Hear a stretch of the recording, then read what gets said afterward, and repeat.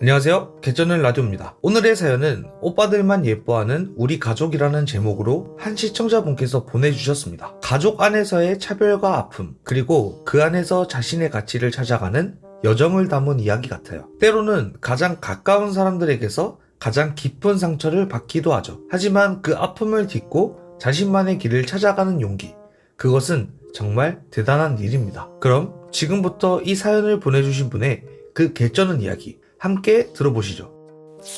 제 인생에서 가장 힘들었던 이야기를 좀 털어놓을까 해요. 진짜 지금도 말하려니까 숨이 좀 막히네요. 제 소개부터 할게요. 저는 올해 20대 중반이 됐어요. 저희 집은 아버지, 어머니, 첫째 오빠, 둘째 오빠, 그리고 저 이렇게 5식구였어요. 근데 저는 이 집에서 그냥 있으나 마나한 존재였던 것 같아요. 저희 집은 겉으로 보면 그냥 평범한 가정이었어요. 근데 그 실상은 완전 다른 세상이었죠. 저희 부모님은 정말 너무 극심한 남존여비 사상을 가지고 계셨거든요. 부모님의 남존여비 사상은 어릴 때부터 느꼈어요. 오빠들 생일에는 케이크에 촛불 켜고 노래 부르고 선물까지 기본적으로 해줄 수 있는 건 다 해줬죠. 근데 제 생일에는 오늘이 네 생일이었지? 미안하다. 엄마가 바빠서 못 챙겼네? 초등학교 때였나? 학부모 창간 수업? 오빠들 때는 엄마 아빠 둘 다 참석을 하셨는데 제 창간 수업에는 늘 항상 아무도 오지 않았어요. 매번 저만 부모님 없이 뭐 다들 바쁘셨겠죠. 어느 날은 제가 전국 그림 대회에서 금상을 받아왔어요. 제가 너무 기뻐서 뛰어와서 보여줬죠. 엄마, 제가 전국 대회에서 금상 받았어요.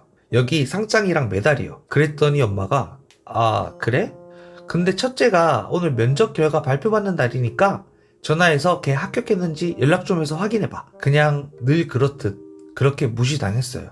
근데 둘째 오빠가 시험에서 80점 받아왔을 때는 우리 아들 정말 잘했네? 이번엔 꽤 어려웠다던데 오늘 치킨 시켜줄까? 어렸을 때는 내가 부모님에게 뭔가 잘못했나? 이런 생각밖에 안 들었어요. 그저 저도 부모님에게 사랑받으려고 더 열심히 해야겠다. 늘 그렇게만 생각했죠. 그런데 고등학생 때는 더 심해졌어요. 제가 의대에 가고 싶다고 했거든요. 그리고 누구보다 열심히 공부했어요. 반에서도 늘 항상 1, 2등이었어요. 근데 부모님 반응이 의대? 너 같은 애가 무슨 의대를 가? 그 힘든 공부를 어떻게 하려고? 그리고 여자가 그런 길에 가면 결혼은 또 언제 하고? 정말 황당했죠. 제 성적이 오빠들보다 훨씬 좋았거든요. 오빠들은 중상위권 정도였는데 첫째 오빠가 경영학과 가겠다고 했을 때는 오, 경영학 좋지. 나중에 사업가도 될 수 있고.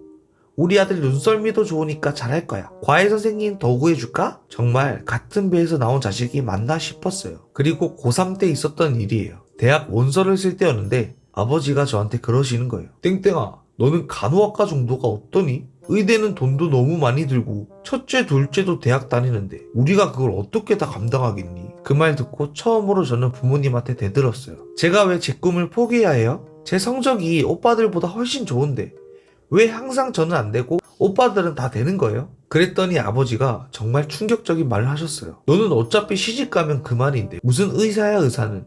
남자애들은 평생 가족을 책임져야 하니까 더 지원해주는 게 당연한 거지. 그날 제 방에 틀어박혀서 하루 종일 정말 많이 울었어요. 그리고 깨달았죠. 아, 이 집에서는 내 미래가 없구나. 그날 이후로 저는 계획을 세웠어요. 사실 고등학교 때부터 짬날 때마다 아르바이트에서 모아둔 돈이 조금 있었거든요. 그리고 몰래 장학금 정보도 알아보고 학자금 대출도 찾아보고 결국 저는 수능을 쳤고 합격했어요. 의대는 아니었지만 간호학과에 장학금을 받을 수 있는 조건으로요. 부모님에게 당당하게 말했어요.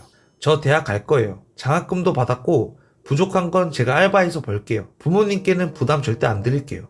그랬더니 부모님 반응이 그 장학금이라는 게 얼마나 된다고? 생활비는? 기숙사비는? 그 돈이면 첫째 오빠 취업 학원비에 보태는 게 더 나을 텐데. 그 순간 정말 확실하게 모든 걸 깨달았죠. 정말로 나는 이 집에서 사람이 아니었구나. 그날 밤 부모님 몰래 짐을 쌌어요. 필요한 것만 배낭에 넣고 제 통장 잔고 전부를 확인하고 그리고 새벽에 편지 한 장을 남기고 집을 나왔죠. 그 편지에 뭐라고 썼냐면 간략하게 엄마 그리고 아빠 저는 이제 제 인생을 살기 위해 떠납니다. 20년 동안 한 번도 딸로 인정받지 못했지만 그래도 감사합니다. 이제는 제가 스스로를 인정하며 살아보려고 해요. 연락하지 마세요.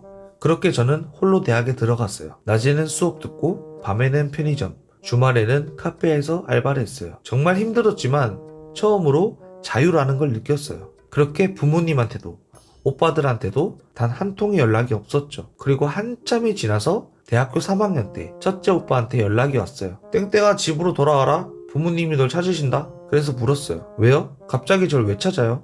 알고 보니 첫째 오빠는 취업에 계속 실패하고 둘째 오빠는 군대에서 문제를 일으켜서 조기 전역하게 됐대요. 부모님의 금쪽 같은 아들들이 모두 실패하자 이제 와서 저를 찾는 거였죠. 정말 웃겼어요. 저한테 돌아오라고? 내가 왜? 그래서 오빠한테 딱 잘라 말했죠. 미안하지만 저는 돌아가지 않을 거예요.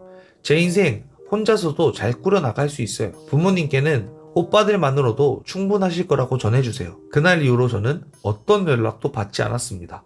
가끔 친척들을 통해서 소식은 들려와요. 부모님이 저를 불효자식이라고 주변에 소문내고 다닌다는 거. 오빠들은 여전히 취업 문제로 고생 중이라는 거. 저는 지금은 졸업하고 병원에서 간호사로 일하고 있어요. 그리고 의사 공부도 병행하고 있어요.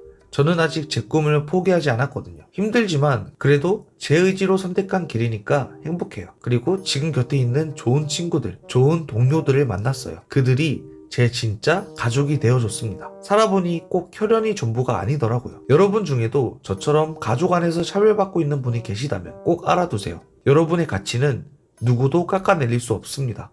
특히 가족이라는 이유로 여러분을 함부로 대하는 사람들, 그들은 진정한 가족이 아닐 수 있어요. 여러분도 자신의 가치를 스스로 알아주세요. 때로는 떠나는 것이 답일 수도 있으니까요. 제 사연은 여기까지입니다. 들어주셔서 감사해요. 방금 들으신 오빠들만 예뻐하는 우리 가족 사연. 정말 가슴이 먹먹해지는 그런 이야기였네요. 집이라는 공간, 가족이라는 이름, 그곳이 안식처가 아닌 전쟁터였던 시청자님의 20년은 그 어떤 말로도 위로가 될 수 없을 것 같습니다.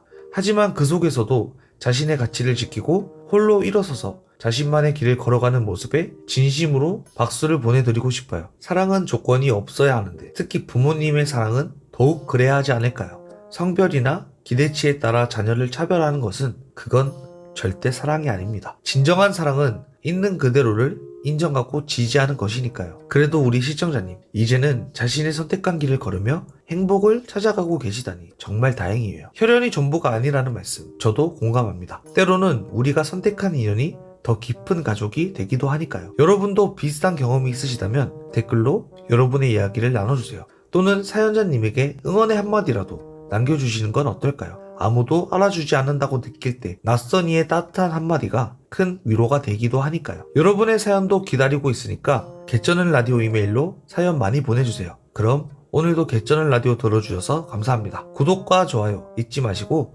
다음 시간에 또 찾아뵙겠습니다. 안녕.